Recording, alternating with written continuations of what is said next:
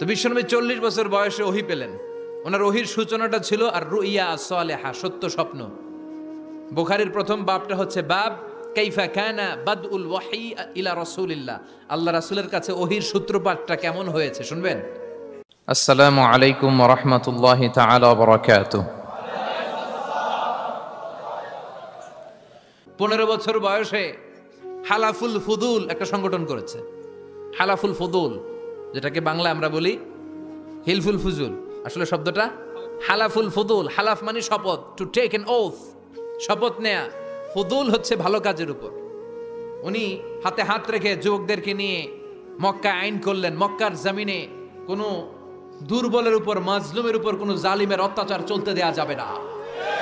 মক্কার বুকে কোনো টেন্ডারবাজি চলবে না, চাঁদাবাজি চলবে না, ধর্ষণ চলবে না, ছিনতাই আর রাহাজানি চলবে না। চিল্লা এখন ঠিক কিনা? 15 বছর বয়সে পুরো মক্কা শহর কাঁপায় দিয়েছে। উনি তো ওই নবী, সবসময় ছিলেন অন্যায়ের বিরুদ্ধে কঠোর। ওনার ইমানটা এমন ছিল, প্রয়োজনে জ্বলে উঠতো। চিৎকার করে বলেন ঠিক কিনা? হেরা হতে হেলে দুলে নুরানি তনু ওকে আসে হায়, সারা দুনিয়ার হেরে মেরে পর্দা খুলে খুলে চায়, সে যে আমার কমলিওয়ালা কমলিওয়ালা। তার ভাবে বিভোল রাঙা পায়ের তলে, পর্বত জঙ্গল টল মল টলে, খুরমা খেজুর বাদাম জাফরানি ফুল ঝরে ঝরে যায়, সে যে আমার কমলিওয়ালা কমলিওয়ালা। সুবহানাল্লাহ পড়েন।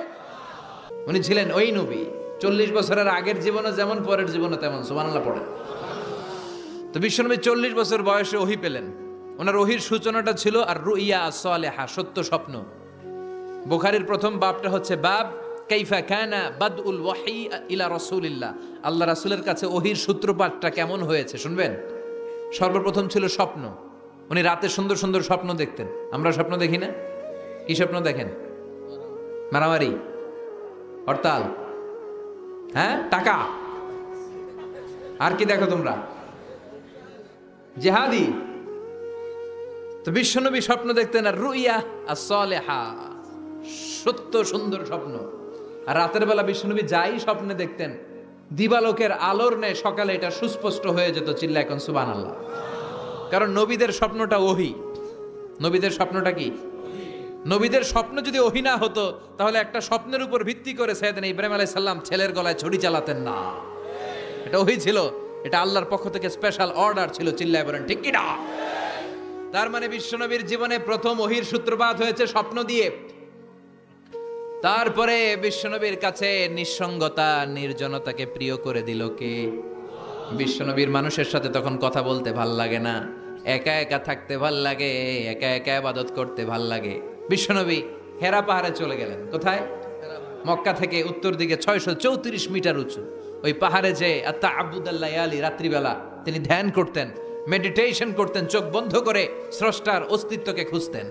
খুঁজতে খুঁজতে খুঁজতে 40 দিন ধ্যান করার পরে, 40 দিন আধ্যাত্মিকতার এই চর্চা করার পরে ফাজাহুল হক, সত্য বিশ্বনবীর কাছে এসে ধরা দিল। সাইয়েদনা জিবরাইল চলে আসলেন, এসে বললেন ইয়া মুহাম্মদ ইকরা, পড়ো। জান্নাতের একটা রেশমি কাপড়ে সূরাতুল আলাকের 5 আয়াত লেখা, রেশমি কাপড়ের ভেতরে। ওই রেশমি কাপড়টা ধরে বিশ্বনবীকে বললেন, এই প্রথম বিশ্বনবী সাইয়েদনা জিবরাইলকে দেখলেন আর বললেন ইয়া মুহাম্মদ ইকরা, পড়ো। বিশ্বনবী বললেন মা আনা বিকারি, আমি পড়তে পারি না। সুবহানাল্লাহ পড়েন।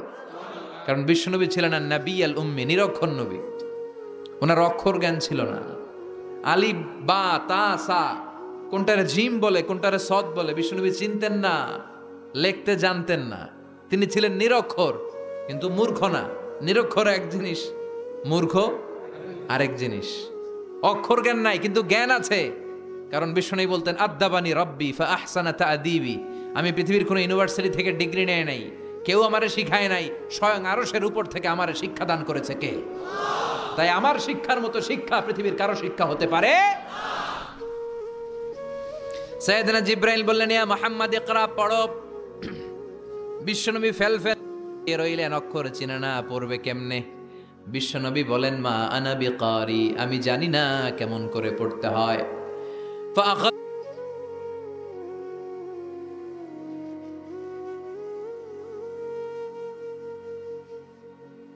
বিশ্বনবী পড়তে জানেন না। যখন বললাম আমি পড়তে পারি না, সাইয়েদনা জিবরাইল বিশ্বনবীকে জড়িয়ে ধরলেন, বুকের মধ্যে জড়িয়ে ধরে যত জোর ছিল বিশ্বনবীকে একটা চাপ দিলেন। বিশ্বনবী বললেন, চাপের চোটে আমি আমার বুকের ভেতরে ব্যথা পেলাম। ফারসালানি, আমাকে ছেড়ে দিল। ছেড়ে দিয়ে আবার কয় পড়েন, ইকরা, read in the name of your lord. বিশ্বনবীর আগের কথা, আমি পড়তে জানি, মা আনা বিকারি। সাইয়েদনা জিবরাইল আবার জড়িয়ে ধরলেন, আবার চাপ দিলেন। বিশ্বনবী বললেন, ব্যথা পেলাম। আবার জিবরিল বিশ্বনবীরে বললেন, পড়েন। বিশ্বনবী আগের কথাই বলে, আমি পড়তে পারি না। আবার চাপ দিলেন।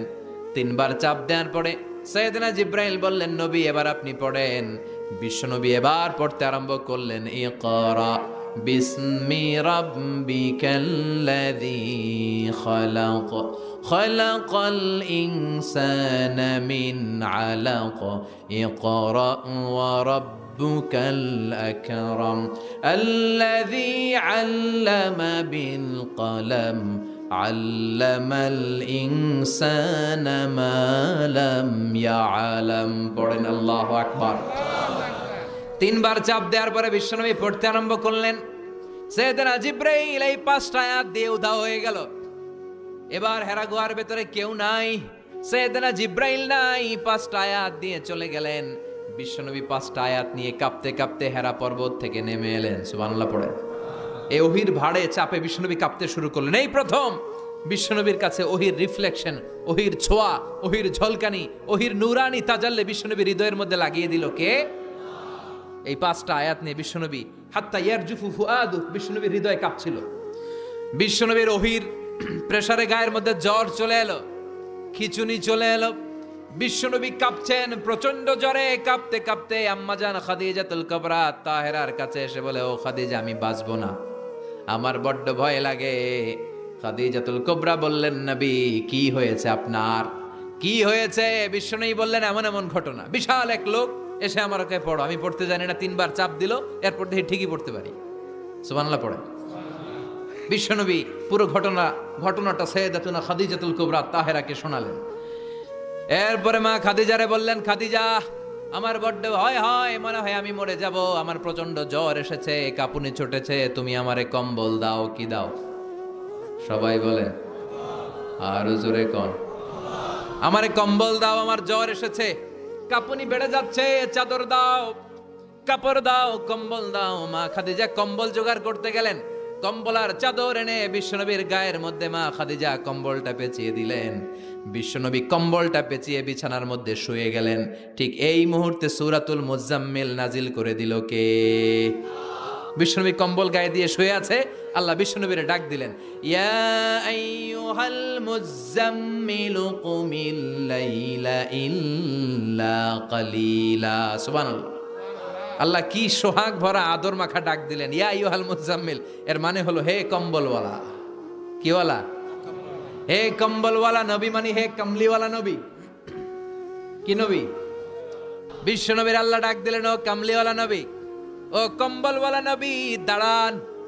বিশ্ব নবী কাঁপছিলেন জ্বরের চোটে, খিচুনির চোটে, কম্বল গায়ে দিয়ে শুয়ে রইলেন। আল্লাহ নাজিল করলেন, ইয়া আইয়ুহাল মুজাম্মিল, ও কম্বলওয়ালা। ইয়া আইয়ুহাল মুজাম্মিল মানে কি? ও কম্বলওয়ালা, ও কম্বলওয়ালা, ও চাদরওয়ালা, কুম, স্ট্যান্ড আপ, স্ট্যান্ড আপ। যে দায়িত্ব দিছি এখন শোয়া যাবে না, দাঁড়ান। ওই যে বিশ্বনবী দাঁড়ালেন, আর বসার সুযোগটা পায় নাই। মরার আগ পর্যন্ত আর বসার সুযোগ পায় নাই, শ্বাস নেওয়ার সুযোগ পায় নাই, পিছনের দিকে তাকানোর সুযোগ পায় নাই। চিল্লায় বলেন ঠিক কিনা? অনেক শয়তানি হাত ছানি এসেছে, দফায় দফায় নবীর সাথে বৈঠক হয়েছে। বিশ্বনবীকে মক্কার কাফিরেরা 3 দফা দিল। বলল, আব্দুল্লাহর বেটা মুহাম্মদ, নারী চাও নারী দেব, সম্পদ চাও সম্পদ দেব, রাষ্ট্র ক্ষমতা চাও রাষ্ট্র ক্ষমতা দেব, শুধু কালিমার দাওয়াতটা বন্ধ করে দাও। নাউজুবিল্লাহ পড়বেন না? বিশ্বনবী বললেন, তোমাদের 3 দফা, কাফিরদের কয় দফা? জোরে বলেন। বিশ্বনবী বললেন, আমার মাত্র 1 দফা। কয় দফা? বিশ্বনবী বললেন, সম্পদ না, নারী না, মক্কার ক্ষমতা নয়, লা ওয়াদাউ শামসা ফি ইয়ামিনি, আকাশের দ্বিপ্রহরের জল জলে সূর্যটা যদি ডান হাতে দাও, ওয়াল কামারা ফি ইয়াসারি, চাঁদটাকে যদি বাঁ হাতে দাও, যে এই কালিমার দাওয়াত দিতে ময়দানে আমি নেমেছি, গোটা বিশ্বের কেউ এই দাওয়াত থেকে আমাকে পিছু সরাতে পারবে না, কেউ পিছনে নিতে পারবে না। সম্পদ, নারী আর ক্ষমতার লোভ তো খুব তুচ্ছ বিষয়। ওই সূর্যটারে যদি ডান হাতে দাও, চাঁদটা যদি বা হাতে দাও, এই কালিমার দাওয়াত থেকে আমি পিছু হটবো না। চিল্লায় বলেন ঠিক কিনা?